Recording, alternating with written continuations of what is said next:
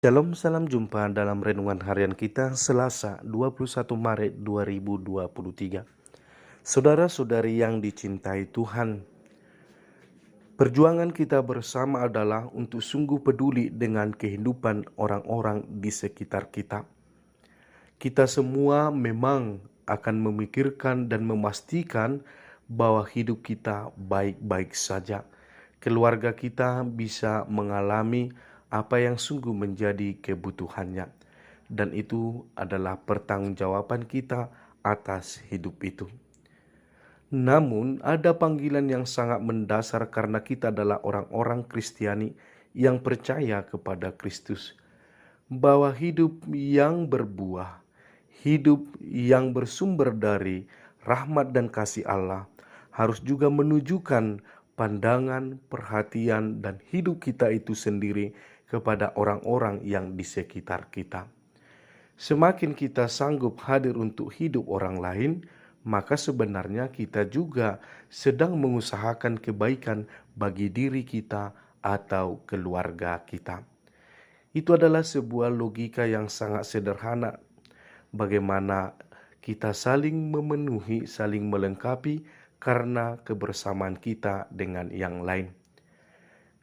Keuskupan Agung Medan pada tahun ini mengambil fokus pastoralnya keluarga bersekutu. Maka persekutuan menjadi tanda bahwa Allah hadir dalam kebersamaan.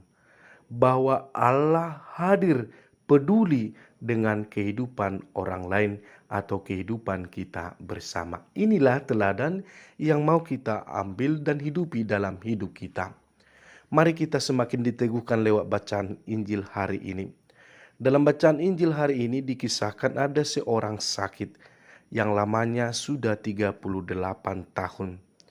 Nah, di situ ada satu kolam yang diyakini setiap orang yang masuk ke dalam kolam itu akan mengalami kesembuhan. Tapi karena situasi sakitnya, dia tidak pernah bisa sampai ke kolam itu. Tidak ada orang yang peduli, tidak ada orang yang membantu. Sehingga dia harus menunggu sampai 38 tahun. Menariknya untuk menjadi keyakinan kita adalah bahwa Yesus itu maha kuasa.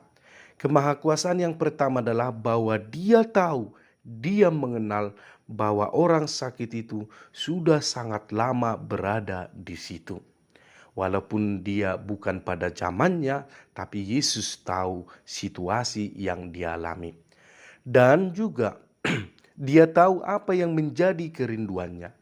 Kerinduannya adalah supaya dia memperoleh kesembuhan. Maka kuasa yang pertama adalah bahwa Yesus mengenal kita dengan sangat baik dan mengenal apa yang menjadi kebutuhan kita. Maka dia akan menunjukkan belas kasihannya itu kepada kita tak kala kita sungguh merindukan apa yang kita mohonkan dalam hidup kita. Kuasa yang kedua adalah bagaimana Yesus caranya menyembuhkan orang sakit itu. Kalau yang lain berlomba masuk ke dalam kolam, tetapi Yesus sendiri tidak melalui proses sebagaimana yang diyakini oleh orang banyak.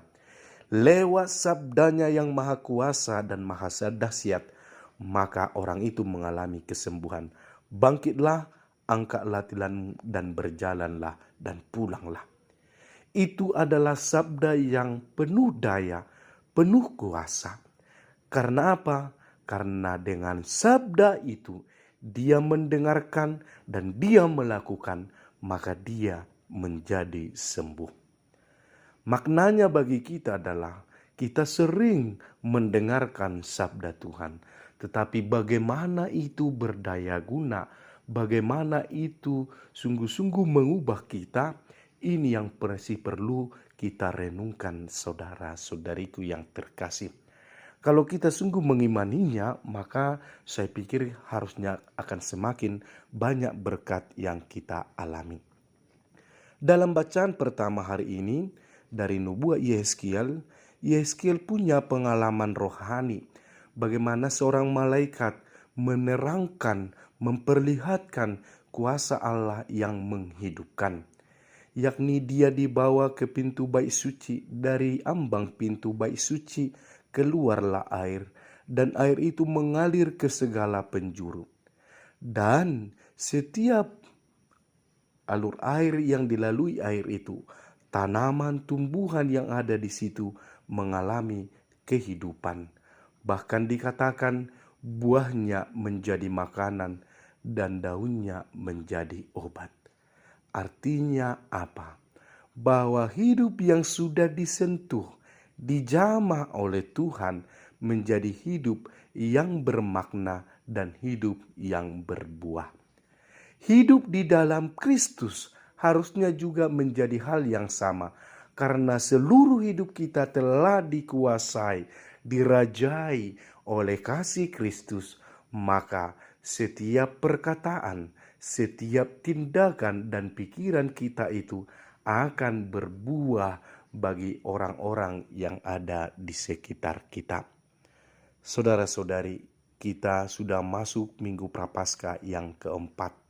Bagaimana iman kita semakin berbuah, sebagaimana penekanan selama masa Prapaskah ini, bagaimana hidup doa kita, bagaimana kesalehan melalui pantang dan puasa, dan bagaimana aksi-aksi kehidupan, aksi-aksi kasih yang telah kita lakukan. Semoga semuanya itu terbungkus dengan rapi dan indah dalam semangat pertobatan dan juga di dalam semangat pengungkapan hidup kita sebagai orang yang beriman. Shalom, Tuhan memberkati.